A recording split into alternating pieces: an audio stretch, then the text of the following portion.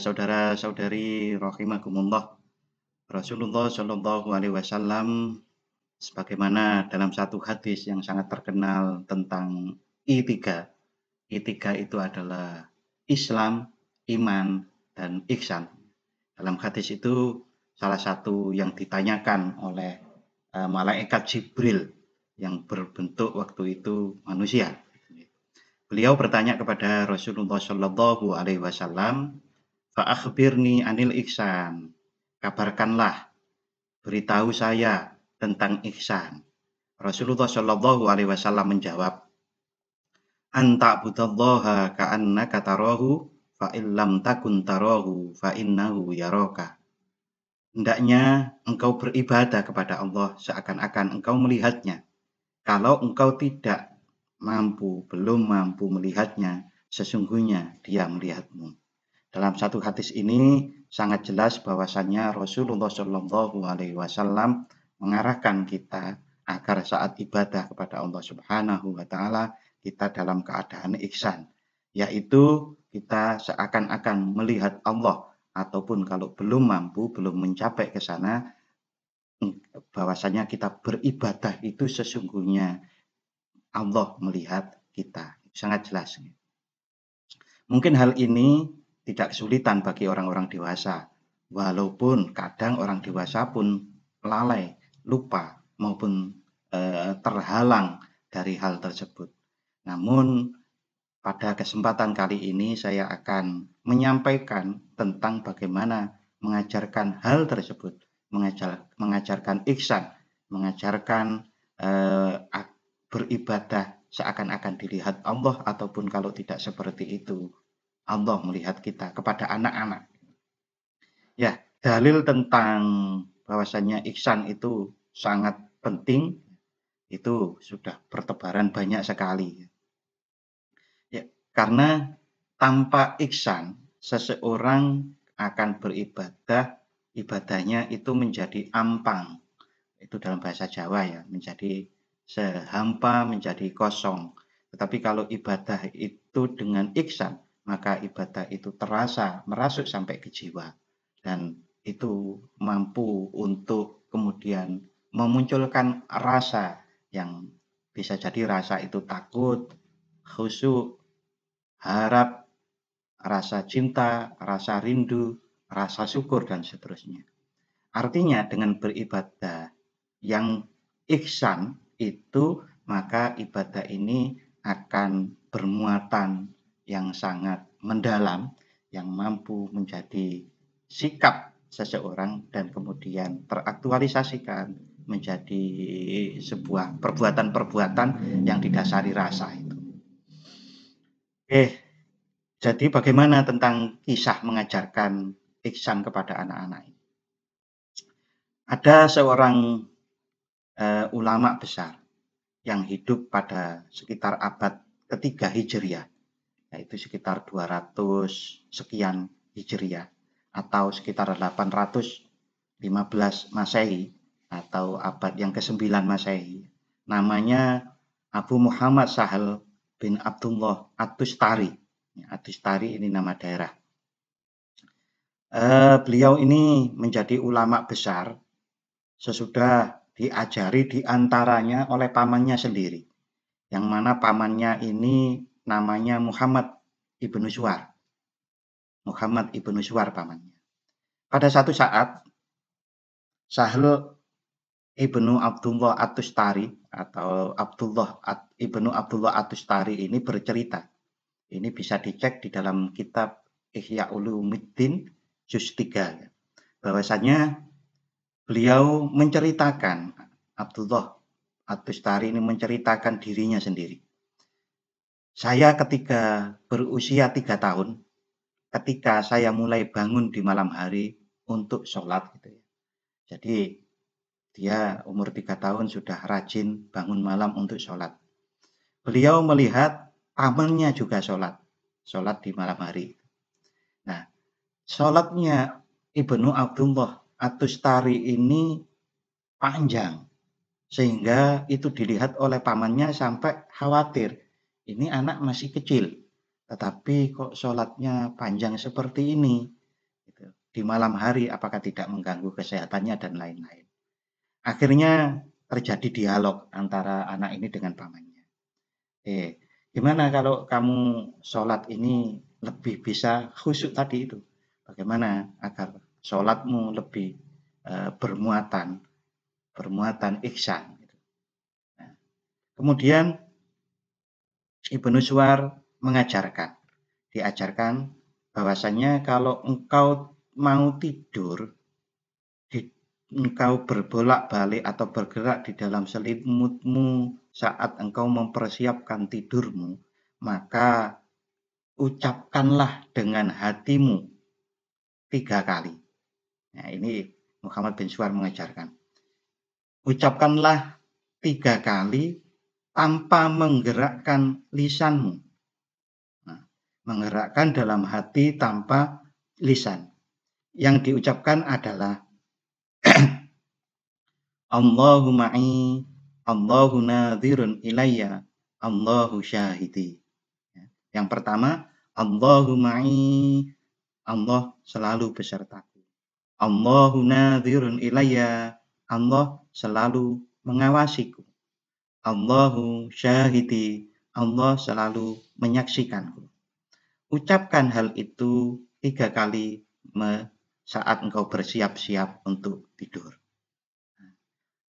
Ibnu Abdullah At-Tustari yang masih kecil itu kemudian mengamalkannya selama beberapa malam. Kemudian dia menceritakan kembali bahwa kepada pamannya, paman saya sudah mengamalkan apa yang paman ajarkan kepada saya dan saya merasakan bahwa diri saya ada kenikmatan di dalam hati saya. Nah, kemudian Muhammad bin Suwar memberikan pembelajaran kembali. Oh, kalau begitu, sekarang ucapkanlah 7 kali. Tetap dengan cara seperti tadi, jangan gerakkan lisanmu, tapi gerakkan hatimu. 7 kali. Lalu kemudian Ibnu Abdullah At-Tustari yang masih kecil ini mengamalkannya lagi. Dia dengan rajin, dengan bahasa orang-orang sekarang itu istiqomah mengamalkannya. Setiap malam diamalkannya 7 kali. Lalu kemudian dia menceritakan kembali kepada pamannya, bahkan saya merasakan rasa yang sangat manis di dalam hati. Nah, kemudian pamannya mengajarkannya kembali. Kalau begitu ditambah lagi, ucapkanlah setiap hari menjelang tidurmu 11 kali. Nah, itu kemudian dia amalkan selama 1 tahun. Awalnya 7 kali, awalnya 3 kali, lalu kemudian 7 kali, lalu 11 kali. Dan itu dilaksanakan selama 1 tahun. Nah, 1 tahun kemudian pamannya itu berkata kepada Ibnu Abdullah At-Tustari, hafalkan yang telah aku ajarkan padamu dan pegang teguh itu sampai kamu masuk ke dalam alam kubur atau sampai meninggal. Itu akan memberikan manfaat bagimu di dunia dan di akhirat. Jadi saudara-saudari rahimakumullah, ini dilakukan terus-menerus oleh Sahal At-Tustari. Sampai beliau mengamalkan ini ya sampai mati. Dan Sahal At-Tustari kemudian dikenal sebagai seorang ulama yang besar yang menulis kitab tafsir juga. Saudara-saudari rahimakumullah, kita hendaknya mendalami apa sih yang diucapkan oleh Ibnu Abdullah At-Tustari yang diajarkan pamannya ini.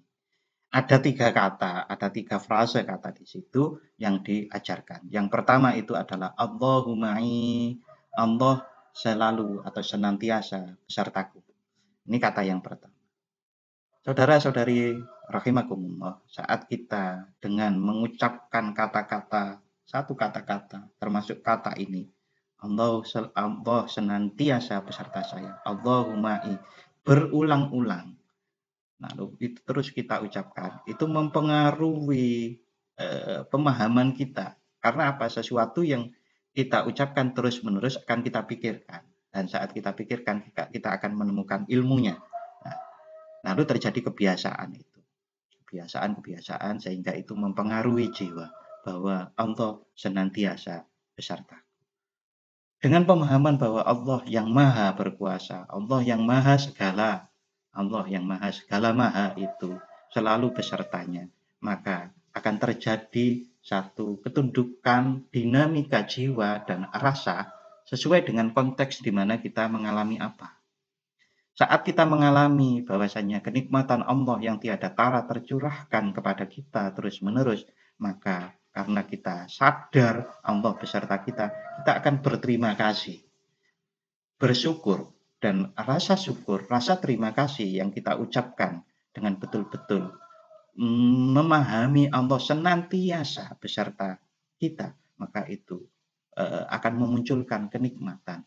Sebagaimana kita bercakap-cakap dengan orang tertentu, kalau kita langsung cakap-cakap dengan secara langsung berbeda, umpamanya bercakap-cakap dengan melalui Zoom atau hanya bercakap-cakap dengan audio saja. Juga kata yang kedua, Allahu nadhirun ilayya. Allah selalu mengawasiku. Maka kalau seseorang dalam kondisi jiwa yang merasa selalu diawasi oleh Allah, maka bagaimana dia akan mampu untuk bermaksiat? Mungkin ada orang yang merasa disaksikan oleh Allah dan masih melakukan kemaksiatan. Itu artinya dia masih belum jiwanya, rasanya itu baru kecil. Sebagaimana kalau seseorang itu cinta, dia mengatakan cinta, tetapi kalau cintanya itu hanya sedikit, maka dia masih bisa menyelisihi atau tidak taat atau tidak membohongi kepada orang yang dicintai. Tetapi kalau cinta itu semakin kuat mencengkeram jiwa, maka orang itu bahkan berani mati untuk yang dicintai. Nah, itu juga saat Allah nadhirun ilayya, Allah selalu menguasaiku. Kalau itu diucapkan terus lalu memunculkan rasa, maka dia akan selalu merasa diantaranya cinta. Nah, selalu diantaranya selalu merasa cinta kepada Allah yang itu kemudian teraktualisasi dalam kehidupannya. Kata yang ketiga, Allahu syahidi, Allah menyaksikan. Allah menyaksikan, selalu disaksikan Allah. Ya, kalau tadi Allah mengawasiku, kalau ini Allah menyaksikanku. Lebih dalam lagi, sebagaimana kata-kata kita tentang syahadat atau bersyahadat, yang mana dengan syahadat itu orang bisa dihukumi dia telah kafir maupun muslim. Artinya saat seseorang ini merasakan dirinya betapa Allah menyaksikannya, maka dia sudah jiwanya itu betul-betul bergantung kepada Allah Subhanahu wa taala, tidak ada pergantungan kepada yang lain. Nah, ini adalah bagaimana Muhammad ibnu Suwar, seorang paman, mengajari keponakannya yang namanya Sahal ibnu Abdullah Astustari yang mengajarkan tentang ihsan. Bagaimana dengan 3 kata itu tadi. Saudara-saudari kaum muslimin muslimat rahimakumullah, itu sebagai pengantar saya untuk pagi hari ini, mudah-mudahan bisa diterima dengan baik. Terima kasih, mari kita diskusikan bersama-sama.